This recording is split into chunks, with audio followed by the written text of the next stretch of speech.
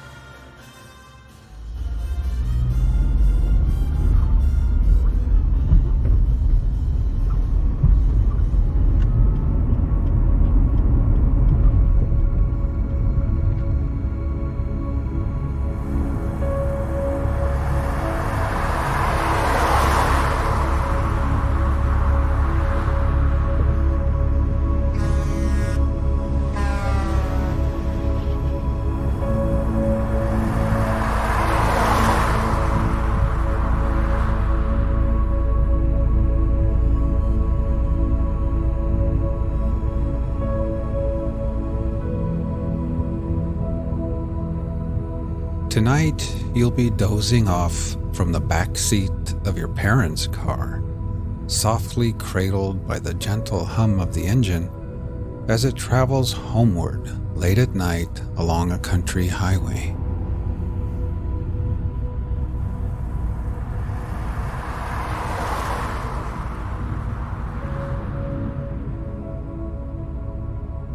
Imagine you are sitting in the back seat with your head nestled into a cozy pillow propped against the window. You are gazing out at the moonlit countryside, and on your face is a soft and secret smile.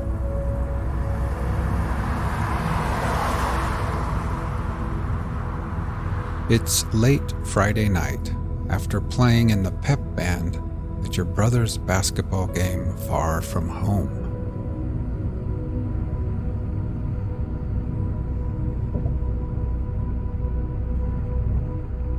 Your kid sister has nodded off already. She's laying across the wide seat with her head resting softly in your lap.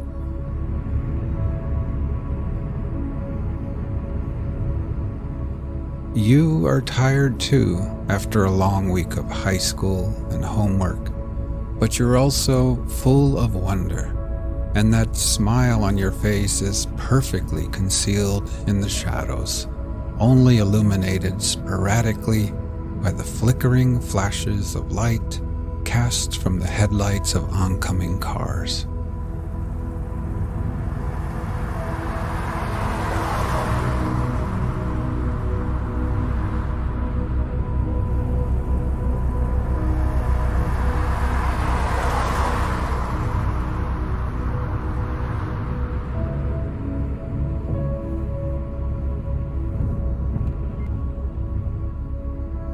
You rest your forehead against the cool glass of the window. Every now and then, a distant farmhouse light appears, towering like a lighthouse in the dark, casting bright beams across the endless, waterless ocean of a prairie.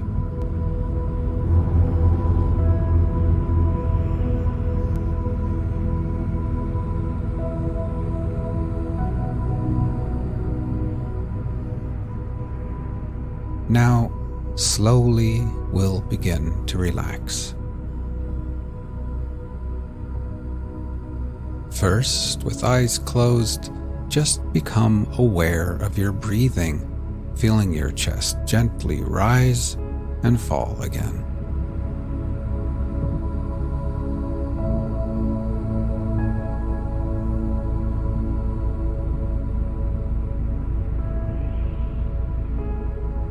Next, we'll try taking a few deeper breaths, filling our lungs with air, holding it, and then gently exhaling and letting it all go.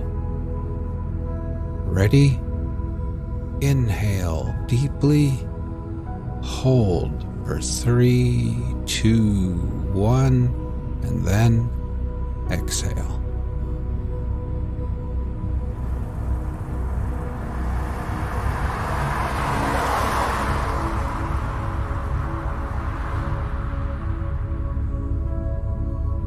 One more time. Breathe in deeply, hold for 3, 2, 1, and then exhale.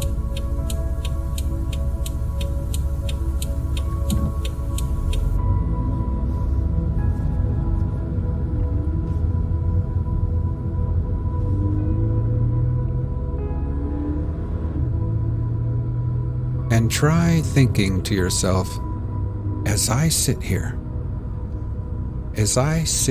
in the back seat, I can feel gravity's pull tugging me gently back towards Earth. With every exhale, I can feel the weight of the day slipping away.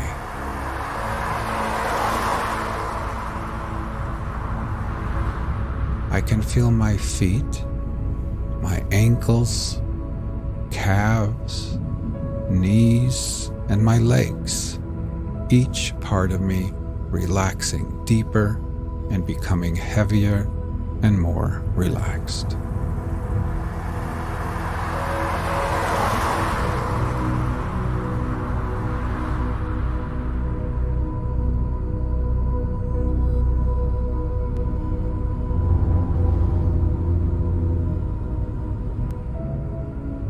Up in the front seat, your parents recap and relive the big game. They talk of jump shots and fouls, rebounds and timeouts. You close your eyes, but when you picture the crowded gymnasium, you remember something much sweeter than basketball.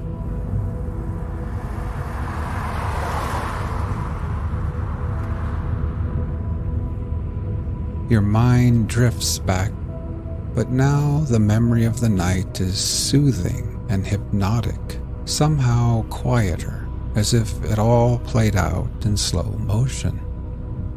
Sneakers squeaking on the hardwood floor, cheers blasting out from spirit sections choreographed by cheerleaders and mascots. The aroma of popcorn and hot dogs snaking its way from concessions all the way through the hot air, above the teams and players and referees, and then high into the packed stands where you and the band played and cheered and sang. You quietly reflect on how unexpected your first love appeared in your young life. It feels as if the universe brought it to you slowly, and yet, in the end, also unexpectedly in a flash.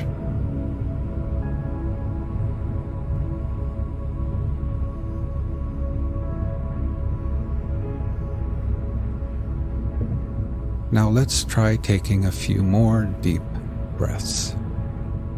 Ready? Breathe in deeply.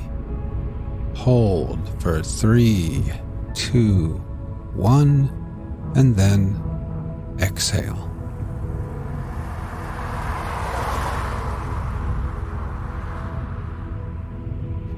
Try continuing on your own, and while doing this, try thinking to yourself, as I sit here,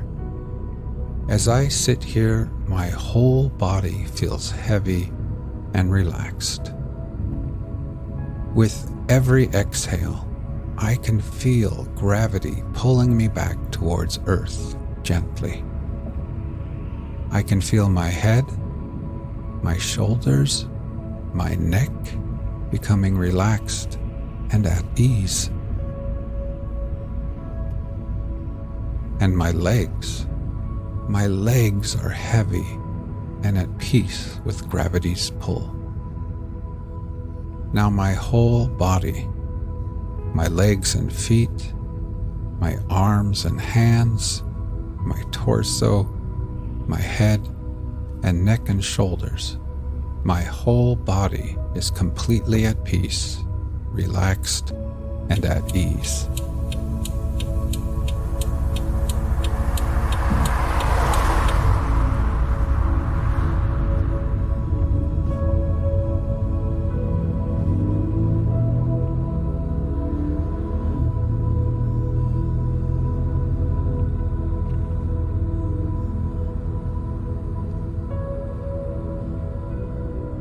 For weeks and weeks at band practice and at games, you had played right there next to each other, bumping elbows, close enough to catch quick flashes of fragrances, close enough for smiles, quick glances, silly and innocent flirtations without considering really when and where or if you might actually ever kiss. And then, unexpectedly, tonight, it just happened.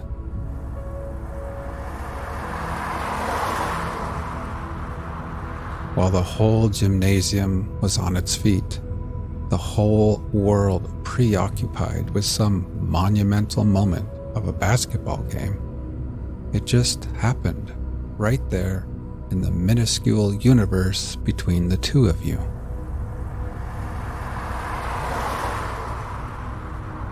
When you think about it now, falling in love was a lot like those farmhouse lights out there in the darkness.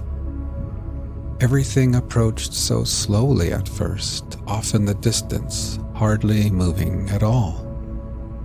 And then, love gained momentum and approached you carefully and timidly, getting closer and closer, and before you knew it, before you both knew it, true love had rushed up on you in a heartbeat, irresistible and suddenly undeniable.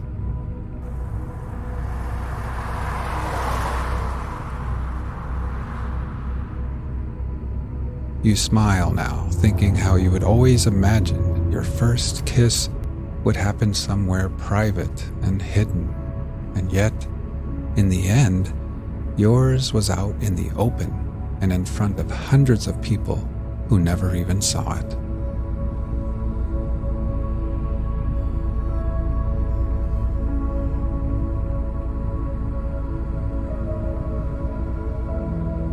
As your parents dial in the AM radio, you finally close your eyes and lean back.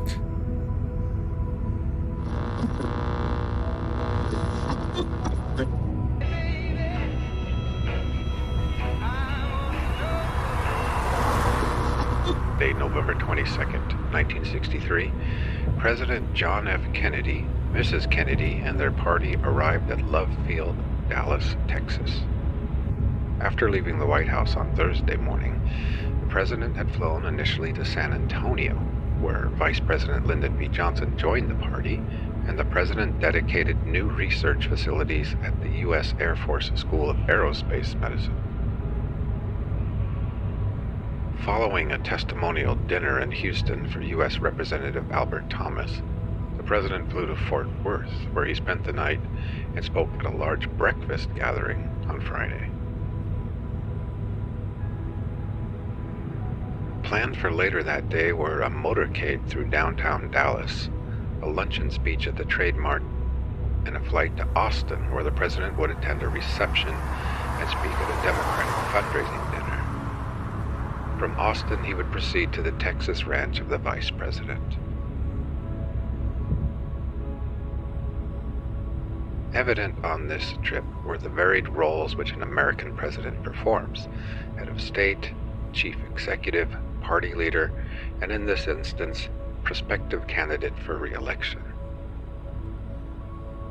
The Dallas motorcade, it was hoped, would evoke a demonstration of the president's personal popularity in a city which he had lost in the 1960 election.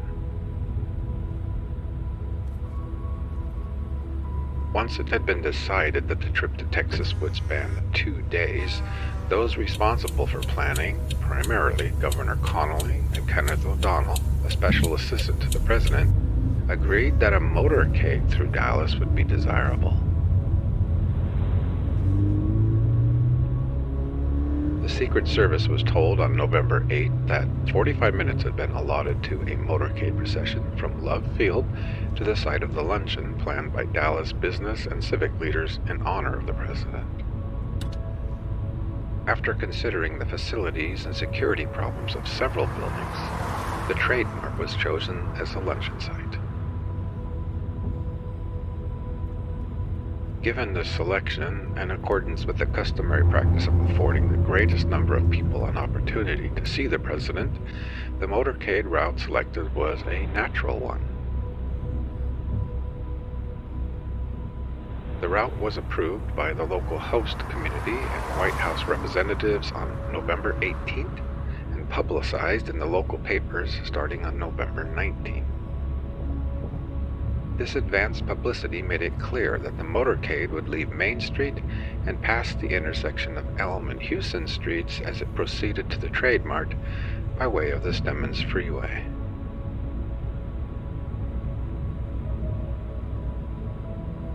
By mid-morning of November 22nd, clearing skies in Dallas dispelled the threat of rain, and the president greeted the crowds from his open limousine without the bubble top, which was at the time a plastic shield furnishing protection only against inclement weather.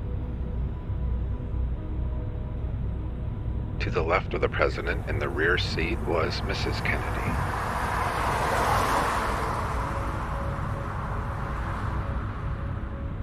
In the jump seats were Governor Connolly, who was in the front of the president, and Mrs. Connolly at the governor's left.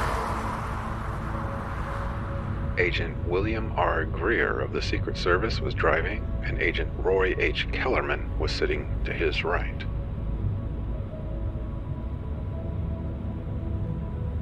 Directly behind the presidential limousine was an open follow-up car with 8 Secret Service agents. 2 in the front seat, 2 in the rear, and 2 in each running board. These agents, in accordance with normal Secret Service procedures, were instructed to scan the crowds, the roofs, the windows of the buildings, overpasses, and crossings for signs of trouble.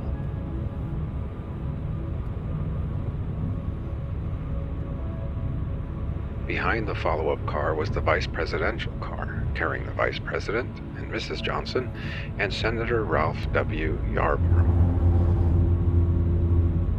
Next were a vice presidential follow-up car and several cars and buses for additional dignitaries, press representatives, and others.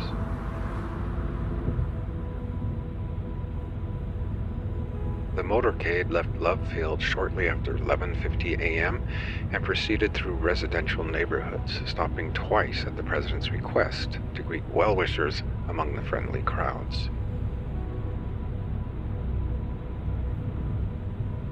Each time the president's car halted, Secret Service agents from the follow-up car moved forward to assume a protective stance near the president and Mrs. Kennedy.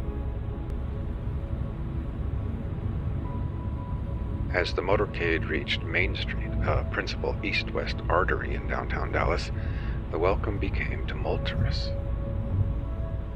At the extreme west end of Main Street, the motorcade turned right on Houston Street and it proceeded north for 1 block in order to make a left turn on Elm Street, the most direct and most convenient approach to the Stemmons Freeway and the Trade Mart.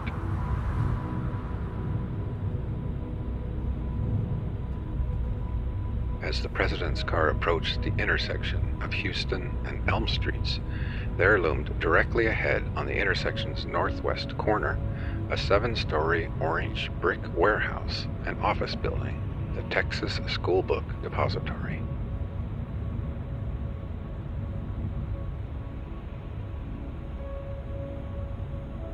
Riding in the vice president's car, Agent Youngblood of the Secret Service noticed that the clock atop the building indicated 12:30 p.m., the scheduled arrival time at the Trade Mart. The president's car, which had been going north, made a sharp turn towards the southwest onto Elm Street.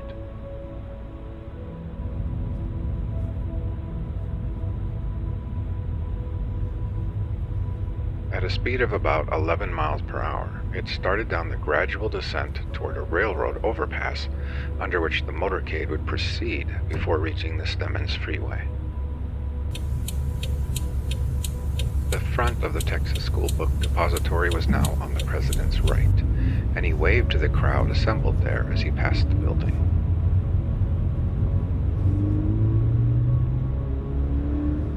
Dealey Plaza, an open landscaped area marking the western end of downtown Dallas, stretched out to the president's left. A Secret Service agent riding in the motorcade radioed the Trade Mart that the president would arrive in 5 minutes.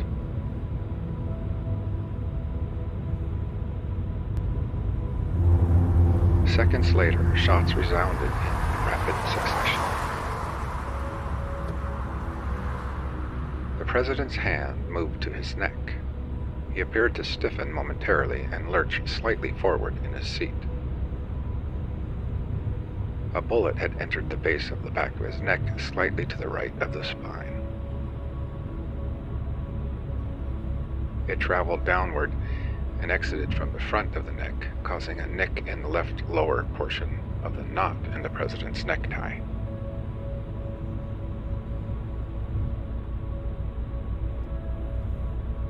Before the shooting started, Governor Connolly had been facing toward the crowd on the right. He started to turn towards the left and suddenly felt a blow on his back.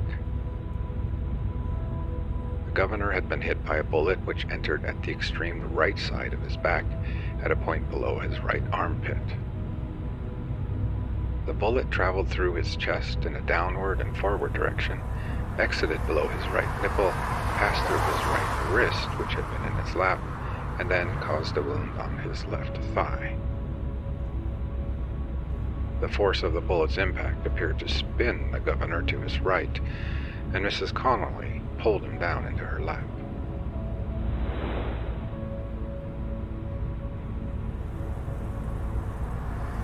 Another bullet then struck President Kennedy at the rear portion of his head, causing a massive and fatal wound. The president fell to the left into Mrs. Kennedy's lap.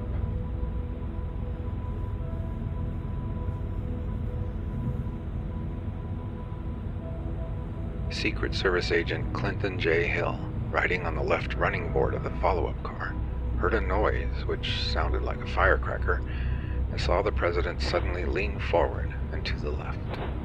Hill jumped off the car and raced toward the president's limousine.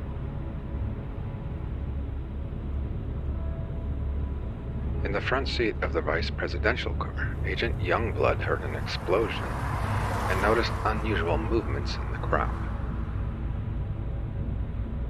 He vaulted into the rear seat and sat on the vice president in order to protect him. At the same time, Agent Kellerman, in the front seat of the presidential limousine, turned to observe the president. Seeing that the president was struck, Kellerman instructed the driver, "Let's get out of here, we're hit." He radioed ahead to the lead car, "Get us to the hospital immediately." Agent Greer immediately accelerated the presidential car. As it gained speed, Agent Hill managed to pull himself into the back of the car, where Mrs. Kennedy had climbed. Hill pushed her back into the rear seat and shielded the stricken president and Mrs. Kennedy as the president's car proceeded at high speed to Parkland Memorial Hospital, 4 miles away.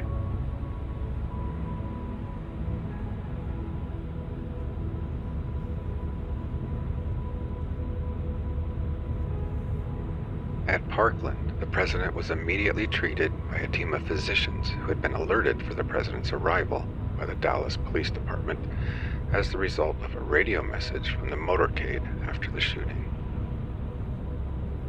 The doctors noted irregular breathing movements and a possible heartbeat, although they could not detect a pulse beat.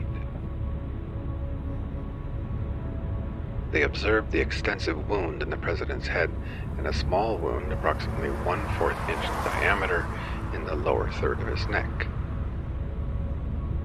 Totally absorbed in the immediate task of trying to preserve the president's life, the attending doctors never turned the president over for an examination of his back.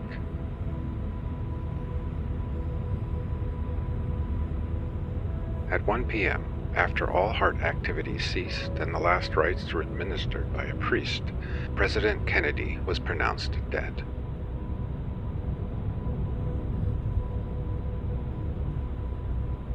Governor Connolly underwent surgery and ultimately recovered from his serious wounds. Upon learning of the president's death, Vice President Johnson left Parkland Hospital under close guard and proceeded to the presidential plane at Love Field. Mrs. Kennedy, accompanying her husband's body, boarded the plane shortly thereafter.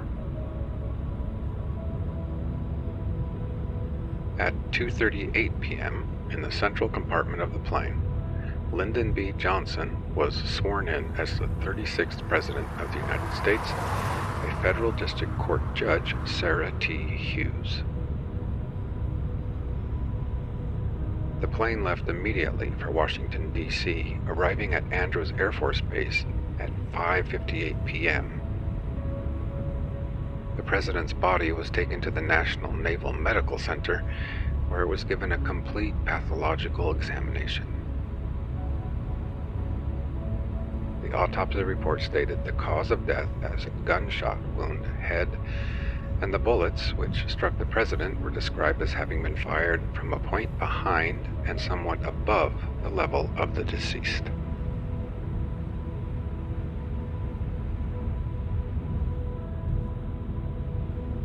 At the scene of the shooting, there was evident confusion at the outset concerning the point of origin of the shots. Witnesses differed in their accounts of the direction from which the sound of the shots emanated. Within a few minutes, however, attention centered on the Texas School Book Depository building as a source of the shots.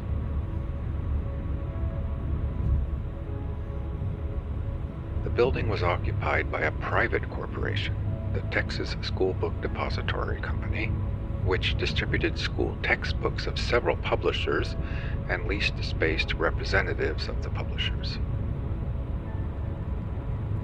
Most of the employees in the building worked for these publishers. The balance, including a 15-man warehousing crew, were employees of the Texas School Book Depository Company itself.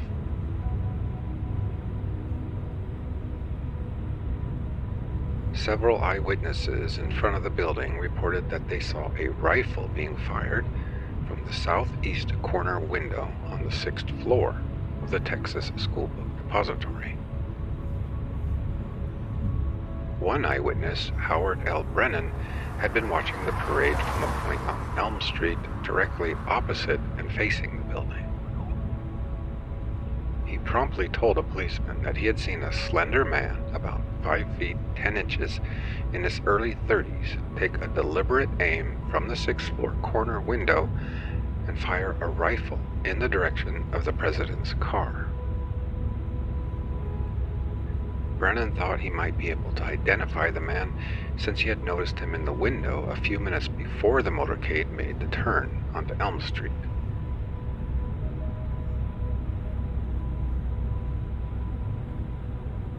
At 12:34 p.m., the Dallas police radio mentioned the depository building as a possible source of the shots, and at 12:45 p.m., the police radio broadcast a description of the suspected assassin based primarily on Brennan's observations. When the shots were fired, a Dallas motorcycle patrolman, Marion L. Baker, was riding in the motorcade at a point several cars behind the president. He had turned right from Main Street onto Houston Street and was about 200 feet south of Elm Street when he heard a shot. Baker, having recently returned from a week of deer hunting, was certain the shot came from a high-powered rifle. He looked up and saw pigeons scattering in the air from their perches on the Texas School Book Depository building. He raced his motorcycle towards the building, dismounted, scanned the area to the west, and pushed his way through the spectators toward the entrance. There he encountered Roy Trugley, the building superintendent, who offered Baker his help. They entered the building and ran toward the 2 elevators in the rear. Finding that both elevators were on the upper floor, they dashed up the stairs. Not more than 2 minutes had elapsed since the shooting.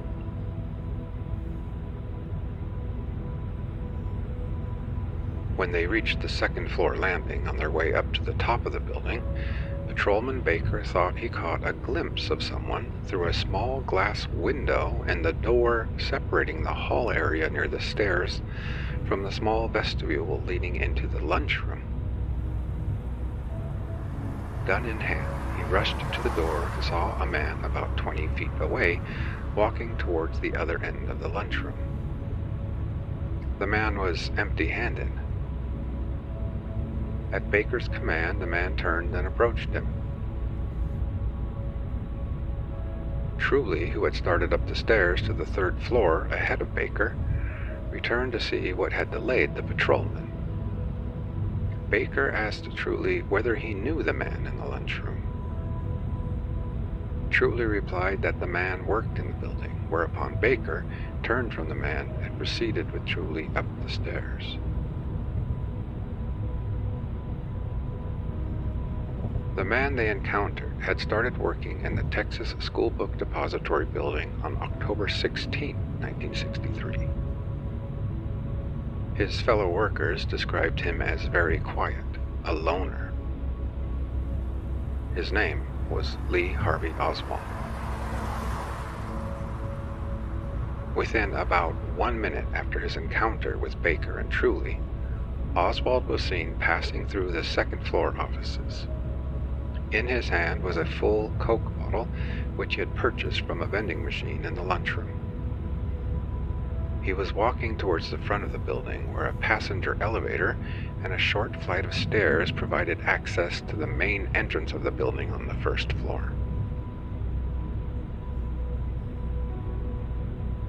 Approximately 7 minutes later, at about 12:40 p.m., Oswald boarded a bus at a point on Elm Street, 7 short blocks east of the depository building. The bus was traveling west towards the very building from which Oswald had come. Its route lay through the Oak Cliff section in southwest Dallas, where it would pass 7 blocks east of the rooming house in which Oswald was living at 1026 North Beckley Avenue. On the bus was Mrs. Mary Bledsoe, one of Oswald's former landladies, who immediately recognized him. Oswald stayed on the bus approximately 3 or 4 minutes, during which time it proceeded only 2 blocks because of the traffic jam created by the motorcade and the assassination. Oswald then left the bus. A few minutes later, he entered a vacant taxi 4 blocks away and asked the driver to take him to a point on North Beckley Avenue, several blocks beyond his rooming house. The trip required 5 or 6 minutes. At about 1 p.m., Oswald arrived at the rooming house. The housekeeper, Mrs. Erlene Roberts, was surprised to see Oswald at midday and remarked to him that he seemed to be in quite a hurry. A few minutes later, Oswald emerged from his room, zipping up his jacket, and rushed out of the house.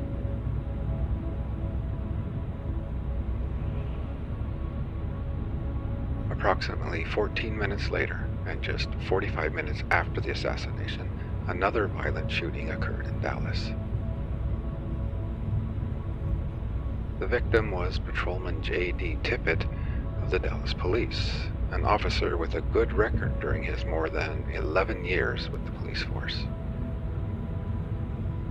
He was shot near the intersection of 10th Street and Patton Avenue, about 9/10 of a mile from Oswald's rooming house.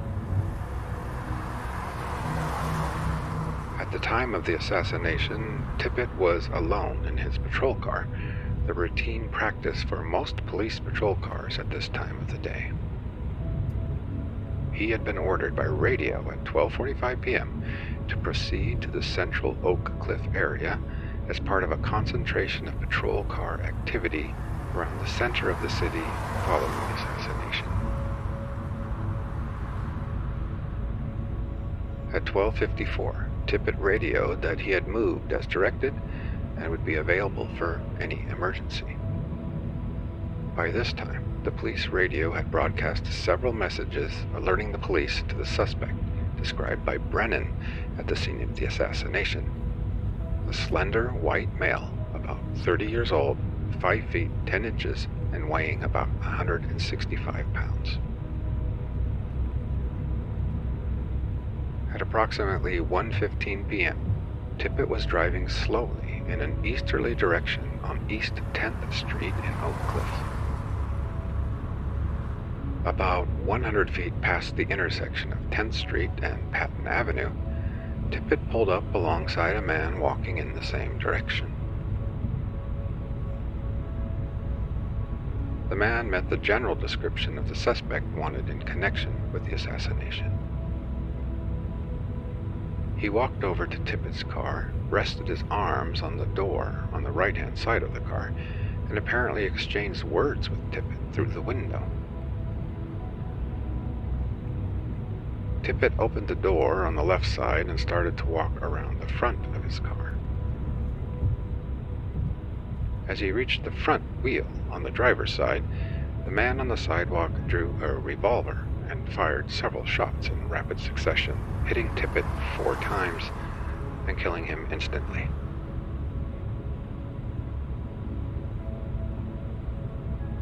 An automobile repairman, Domenico Benavides, heard the shots and stopped his pickup truck on the opposite side of the street, about 25 feet in front of Tippit's car.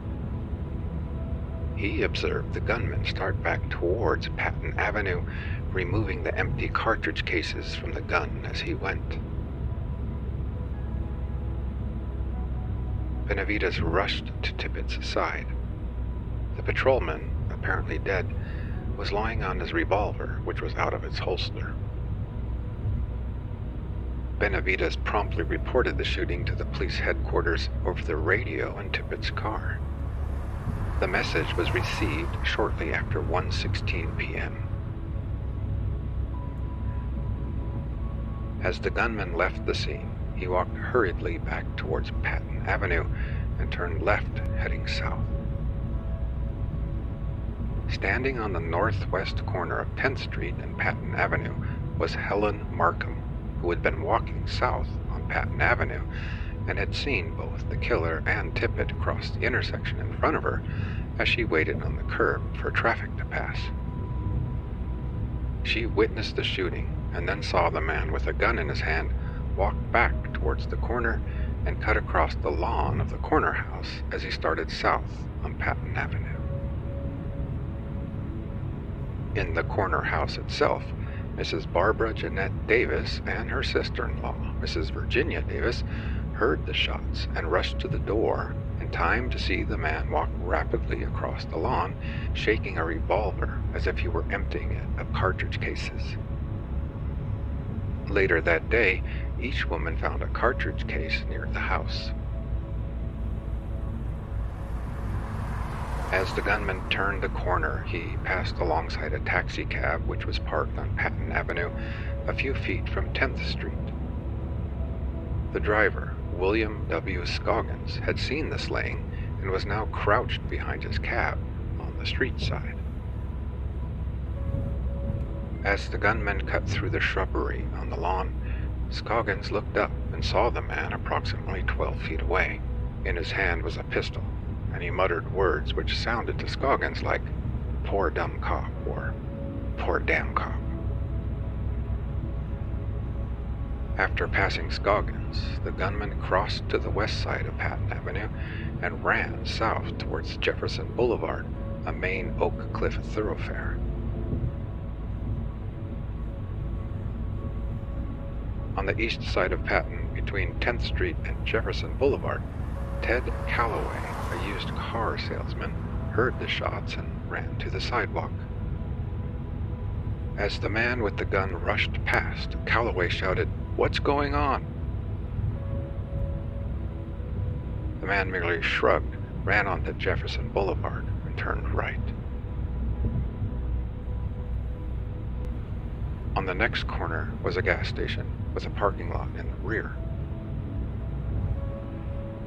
The assailant ran into the lot, discarded his jacket, and then continued his flight west on Jefferson.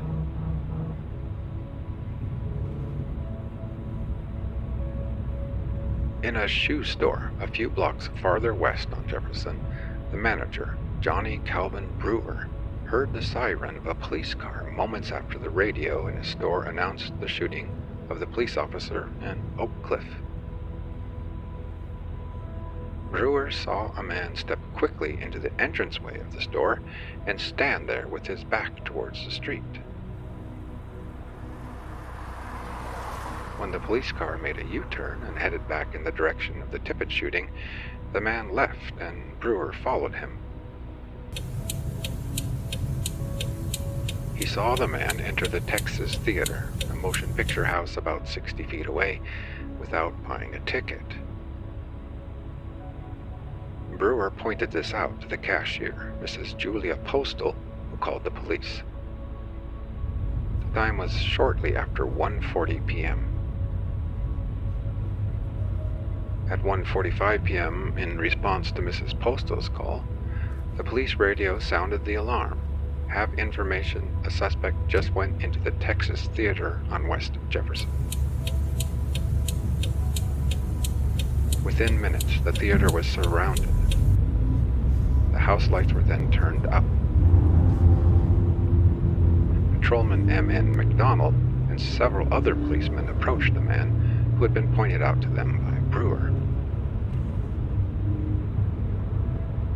McDonald ordered the man to his feet and heard him say, "Well, it's all over now." The man drew a gun from his waist with one hand and struck the officer with the other. McDonald struck out with his right hand and grabbed the gun with his left hand. After a brief struggle, McDonald and several other police officers disarmed and handcuffed the suspect and drove him to police headquarters, arriving at approximately 2 p.m.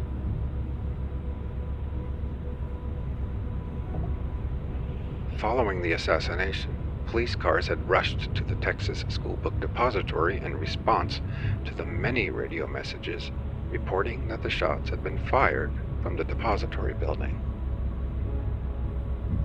Inspector J. Hubert Sawyer of the Dallas Police Department arrived at the scene shortly after hearing the first of these police radio messages at 12:34 p.m. Some of the officers who had been assigned to the area of Elm and Houston Streets were talking to witnesses and watching the building when Sawyer arrived. Sawyer entered the building and rode a passenger elevator to the 4th floor, which was the top floor for this elevator. He conducted a quick search, returned to the main floor, and between approximately 12:37 and 12:40 p.m., ordered that no one be permitted to leave the building.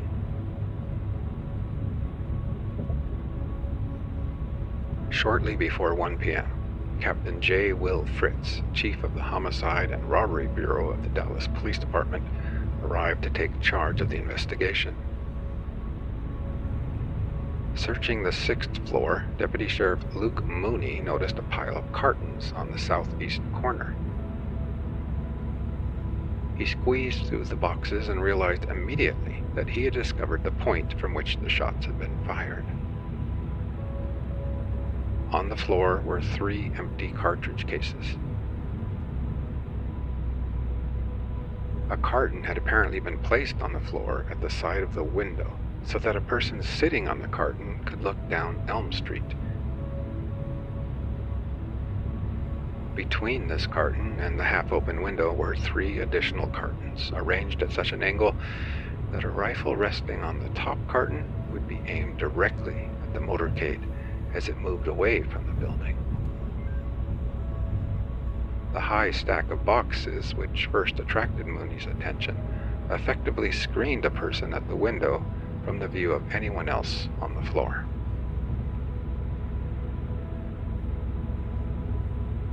Mooney's discovery intensified the search for additional evidence on the 6th floor, and at 1:22 p.m., approximately 10 minutes after the cartridge cases were found, Deputy Sheriff Eugene Boone turned his flashlight in the direction of 2 rows of boxes in the northwest corner. Stuffed between the 2 rows was a bolt-action rifle with a telescopic sight. The rifle was not touched until it could be photographed. When Lieutenant J.C. Day of the Police Identification Bureau decided that the wooden stock and the metal knob at the end of the bolt contained no fingerprints, he held the rifle by the stock while Captain Fritz ejected a live shell by operating the bolt. Lieutenant Day promptly noted that stamped on the rifle itself was the serial number, C2766, as well as the markings 1940, Made Italy, and Cal 6.5. The rifle was about 40 inches long, and when disassembled, it could fit into a handmade paper sack, which, after the assassination, was found in the southeast corner of the building within a few feet of the cartridge cases. As Fritz and Day were completing their examination of this rifle on the 6th floor, Roy Truly, the building superintendent, approached with information which he felt should be brought to the attention of the police. Earlier, while the police were questioning the employees, Truly had observed that Lee Harvey Oswald, one of the 15 men who worked in the warehouse, was missing.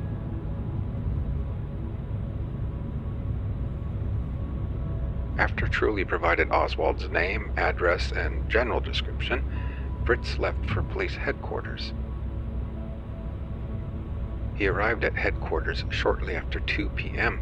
and asked 2 detectives to pick up the employee who was missing from the Texas School Book Depository. Standing nearby were the police officers who had just arrived with the man arrested in the Texas Theater. When Fritz mentioned the name of the missing employee, he learned that the man was already in their interrogation room. The missing School Book Depository employee and the suspect who had been apprehended in the Texas Theater were one and the same: Lee Harvey Oswald.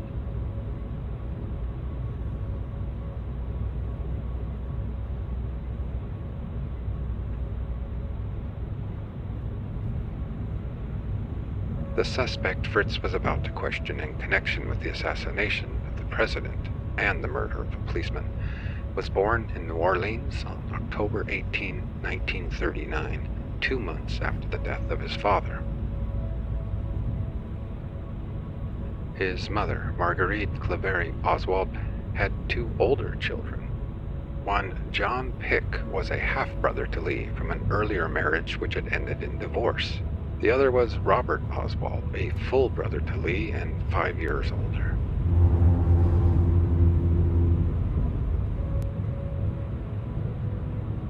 When Lee Oswald was 3, Mrs. Oswald placed him in an orphanage where his brother and half-brother were already living, primarily because she had to work.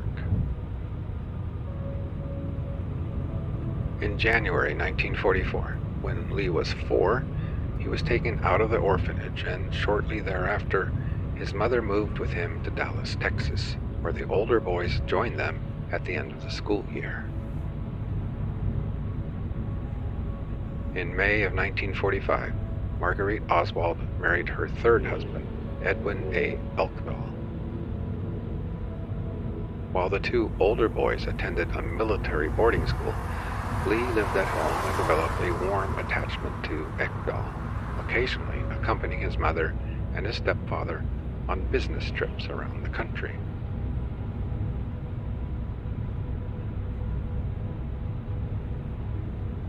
Lee started school in Benbrook, Texas, but in the fall of 1946, after a separation from Elkdahl, Marguerite Oswald re-entered Lee in the 1st grade in Covington, Louisiana. In January 1947, while Lee was still in the 1st grade, the family moved to Fort Worth, Texas, as a result of an attempted reconciliation between Elkdahl and Lee's mother. A year and a half later, before Lee was 9, his mother was divorced from her 3rd husband as a result of a divorce action instituted by Elkdahl.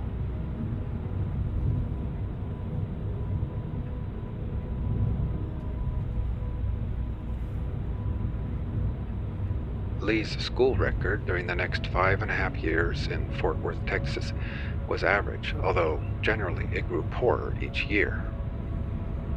The comments of teachers and others who knew him at that time do not reveal any unusual personality traits or characteristics. Another change for Lee Oswald occurred in August 1952, a few months after he completed the 6th grade. Marguerite Oswald and her 12-year-old son moved to New York City, where Marguerite's oldest son, John Pick, was stationed with the Coast Guard. The ensuing year and one half in New York was marked by Lee's refusals to attend school and by emotional and psychological problems of a seemingly serious nature. Because he had become a chronic school truant, Lee underwent psychiatric study at Youth House, an institution in New York for juveniles who've had truancy problems and who appear to require psychiatric observation or other types of guidance.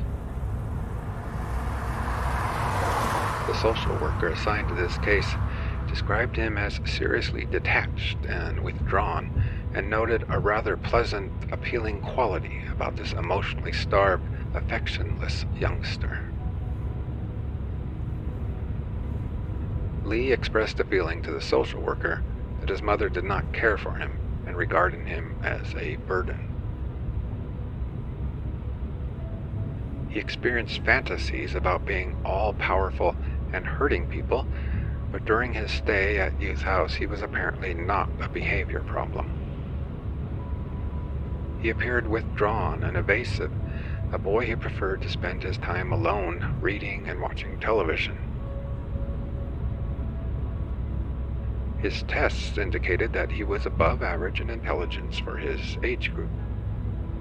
The chief psychiatric of Youth House diagnosed Lee's problem as a personality pattern disturbance with schizoid features and passive-aggressive tendencies. He concluded that the boy was an emotionally quite disturbed youngster and recommended psychiatric treatment. After having been at Youth House for 3 weeks, Lee Oswald returned to school, where his attendance and grades temporarily improved. By the following fall, however, the probation officer reported that virtually every teacher complained about the boy's behavior. His mother insisted that he did not need psychiatric assistance. Although there was apparently some improvement in Lee's behavior, during the next few months, the court recommended further treatment.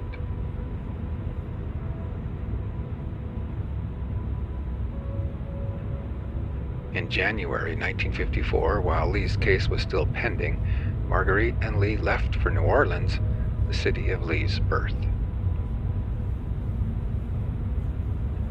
Upon his return to New Orleans, Lee maintained mediocre grades but had no obvious behavior problems. Neighbors and others who knew him outside of school remembered him as a quiet, solitary, and introverted boy who read a great deal and whose vocabulary made him quite articulate.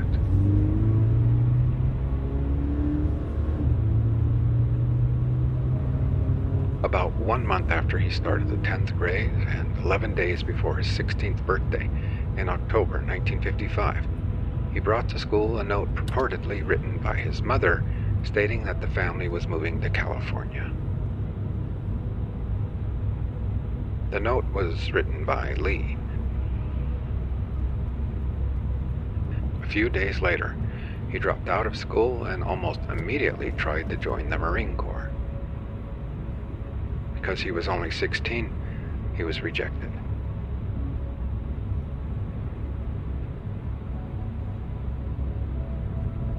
After leaving school, Lee worked for the next 10 months at several jobs in New Orleans as an office messenger or clerk.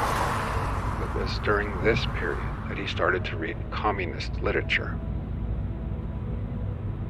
Occasionally, in conversations with others, he praised communism and expressed to his fellow employees a desire to join the Communist Party. At about this time, when he was not yet 17, he wrote to the Socialist Party of America, professing his belief in Marxism.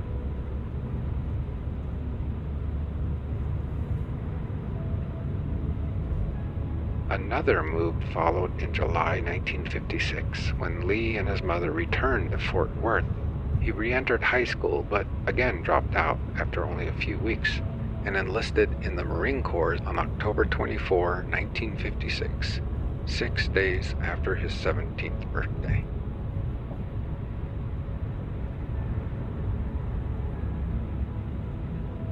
On December 21, 1956, during boot camp in San Diego, Oswald fired a score of 212 for record with the M1 rifle, 2 points over the minimum for rating of sharpshooter on a marksman sharpshooter expert scale.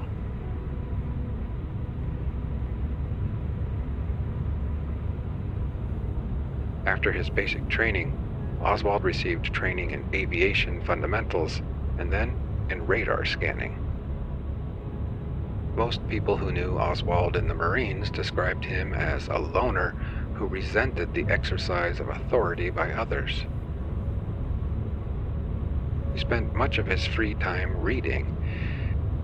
He was court-martialed once for possessing an unregistered, privately owned weapon, and on another occasion for using provocative language to a non-commissioned officer.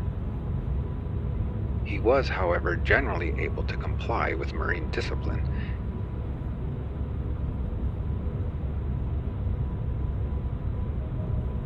Oswald served 15 months overseas until November 1958, most of it in Japan. During his final year in the Marine Corps, he was stationed for the most part in Santa Ana, California, where he showed a marked interest in the Soviet Union and sometimes expressed politically radical views with dogmatic conviction.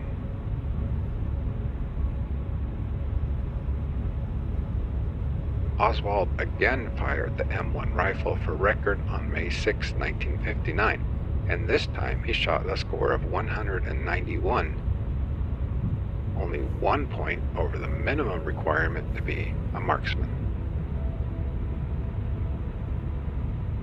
According to one of his fellow Marines, Oswald was not particularly interested in his rifle performance, and his unit was not expected to exhibit the usual rifle proficiency.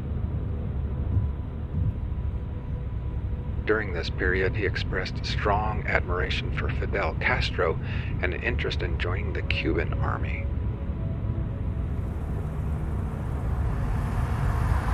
He tried to impress those around him as an intellectual, but his thinking appeared to some as shallow and rigid.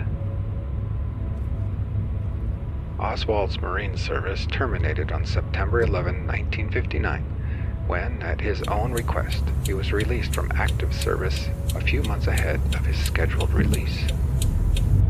He offered as the reason for his release the ill health and economic plight of his mother.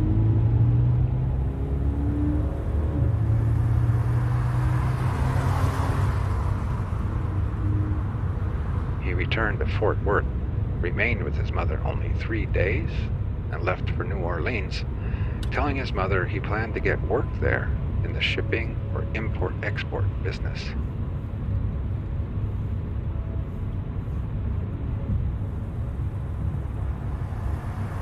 In New Orleans, he booked passage on the freighter SS Marion Likes, which sailed from New Orleans to Le Havre, France, on September 20, 1959.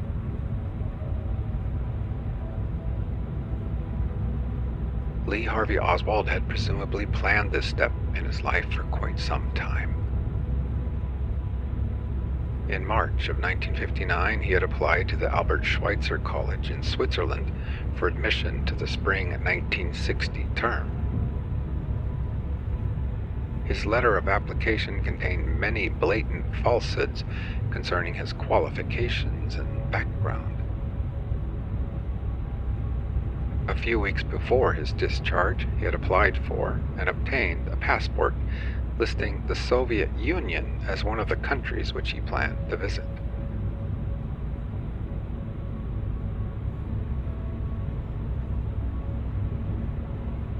During his service in the Marines, he had saved a comparatively large sum of money, possibly as much as $1,500, which would appear to have been accomplished by considerable frugality and apparently for a specific purpose.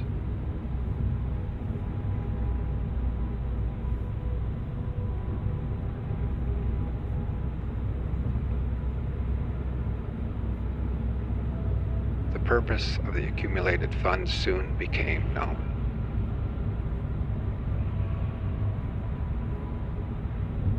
On October 16, 1959, Oswald arrived in Moscow by train after crossing the border from Finland.